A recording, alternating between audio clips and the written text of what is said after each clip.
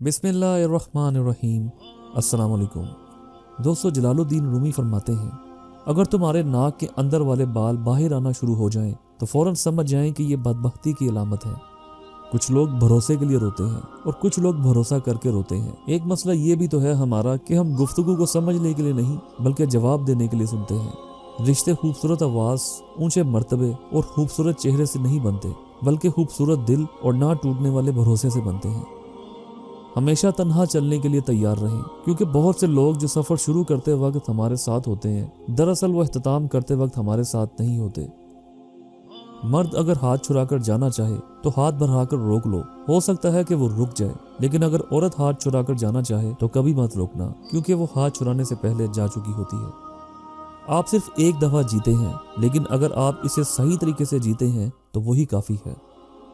जिंदगी बड़ी बेएतबार सी चीज़ है, कौन कब कहाँ साथ छोड़ जाए कोई नहीं जानता। कुछ रिश्ते किराए के मकान की तरह होते हैं, इन्हें जितना मर्जी सजा लो कभी अपने नहीं होते। बाज़ दफ़ा जिंदगी एक मुकाम पर आकर ठहर जाती है, कुछ समझ नहीं आता कि किस तरफ निकलें, आगे या पीछे। इस वक्त अगर कोई आपके दिल का बोझ हल्का कर दे तो अच्छा लगता है। इंसान अपनी गलती पर तो अच्छा वकील बन जाता है, मगर दूसरों की गलतियों पर सीधा जज बन जाता है। बाज़ लोग ये कहते हैं कि मैं गलत बात बिल्कुल बर्दाश्त नहीं करता। दर हकीकत गलत बात ही तो बर्दाश्त करने वाली होती है, वरना अच्छी बात को तो बर्दाश्त करने की ज़रूरत ही नहीं पड़ती। हद से ज़्यादा हसास और हद से ज़्यादा सोचने वाले लोग कभी खुश नहीं रह सकते।